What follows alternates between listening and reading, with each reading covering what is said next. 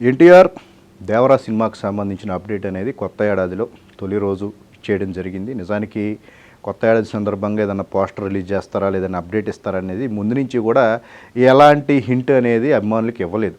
సడన్గా 31st night దీనికి సంబంధించిన ఒక అప్డేట్ అనేది రేపు తారక్ విడుదల చేస్తారు తొలి రోజు అని చెప్పేసి అఫీషియల్ ఒక అనౌన్స్మెంట్ రావడం అనేది అభిమానులను ఆశ్చర్యపరిచింది. అయితే ముందు నుంచి కూడా ఈ సినిమా పాన్ ఇండియా లెవెల్లో విడుదలవుతుంది కాబట్టి ఎన్టీఆర్ సోలో హీరోగా ఒక భారీ స్థాయిలో ఈ సినిమా నిర్మితం అవటం, ఈ సినిమా మీద చాలా వరకు అంచనాలు అనేవి ఉండటం, సో దీనికి సంబంధించిన ప్రమోషన్ కూడా అదే స్థాయిలో చేయాలి కదా, ఎందుకు సడన్గా దీనికి సంబంధించిన అప్డేట్లు ఇస్తారనే ఒక ప్రచారం అనేది అభిమానుల మధ్య జరుగుతూ ఉంది.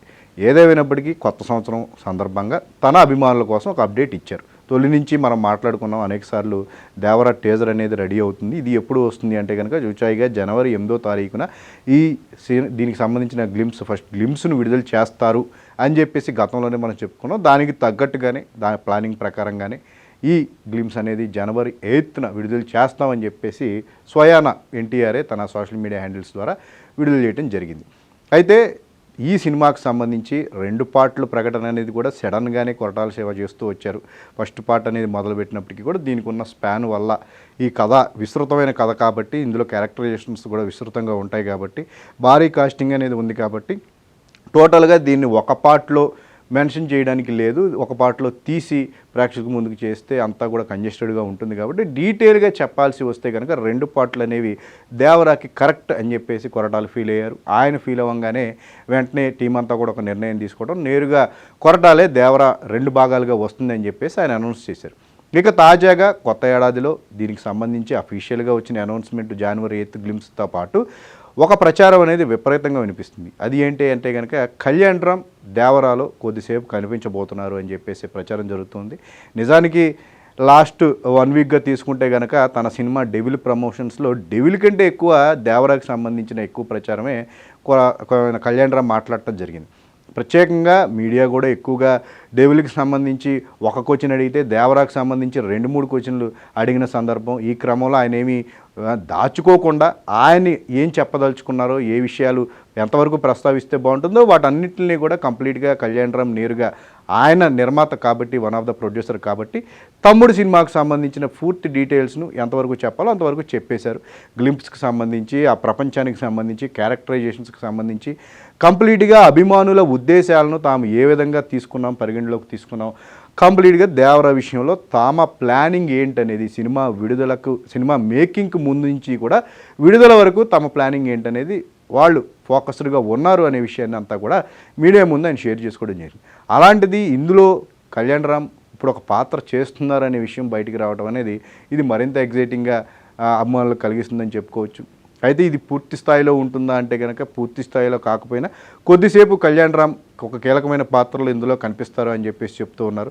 ఇక పోస్టర్, తాజాగా విడుదలైన పోస్టర్లో కూడా ఇది సంబంధించి సముద్రం నేపథ్యంలో ఉంటుంది, సముద్రం ఒక దీవి నేపథ్యంలో ఉంటున్న సినిమా కాబట్టి సో కంప్లీట్గా ఒక గేమ్ ఆఫ్ థ్రోన్స్తో పాటు ఏదైతే హాలీవుడ్ సినిమాలు మనం చూస్తూ వచ్చామో, పైరట్స్ ఆఫ్ కరేబియన్, వీటన్నిటిని థీమ్ ఎక్కడా కూడా మిస్ అవ్వకుండా వాటిని మించిన స్థాయిలో ఈ సినిమా ఉంటుందని చెప్పేసి చెప్తున్నారు. మేకింగ్ పరంగా కూడా ఒక కొత్త యూనివర్స్ను, ఒక ప్రపంచాన్ని సృష్టించి ఇప్పటి వరకు కూడా ఇండియన్ సినిమా హిస్టరీలో చేయనటువంటి ఒక ప్రయోగం ఈ సినిమా కోసం చేస్తూ వచ్చారు కొరటాలని చెప్పేసి చెప్తున్నారు. ఇక దర్శకుడికి తొలి నుంచి కూడా గత సినిమా అనేది ఆచార్య విషయంలో ఎంత డిసప్పాయింట్ అయ్యారు, అప్పటి వరకు కొరటాలకు ఉన్న ఇమేజ్ అనేది ఎంతవరకు డ్యామేజ్ అయింది, సో వాటన్నిటిని పక్కన పెట్టి కేవలం కొరటాల మీద ఉన్న నమ్మకం, ఆయన ప్రతిభ మీద ఉన్న నమ్మకంతో ఈ సినిమాను ముందుకు తీసుకువెళ్తున్నాం అని చెప్పేసి కూడా ఒక మోరల్ సపోర్ట్ అనేది తొలి నుంచి కళ్యాణ్ రామ్ కానీ, ఎన్టీఆర్ కానీ కొరటాలకు ఇవ్వటం జరిగింది.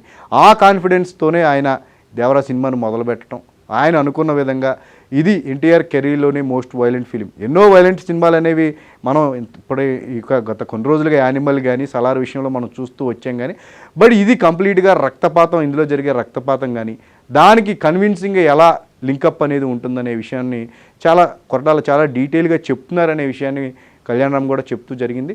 సో ఈ అభిమానులు ఏదైతే ఆశించారో దేవరాకు సంబంధించిన అప్డేట్లు సడన్గా వాళ్ళకి సర్ప్రైజింగ్గా వీటికి సంబంధించిన ప్లానింగ్ అంతా జరుగుతుంది. సో తొలి నుంచి కూడా ఫస్ట్ న్యూ ఇయర్ సందర్భంగా ఎలాంటి అప్డేట్ ఉంటుంది ఏంటనేది హింట్ అనేది ఇవ్వకుండా ఒక సర్ప్రైజింగ్గా అందరూ న్యూ ఇయర్ని ఎలా సెలబ్రేట్ చేసుకున్న మూమెంట్లో దేవరా అప్డేట్ అనేది రేపు మార్నింగ్ వస్తుంది అనగానే సో ఎన్టీఆర్ అభిమానుల్లో కూడా ఆ సెలబ్రేషన్ మూమెంట్ అనేది మరింత ఎక్కువైంది.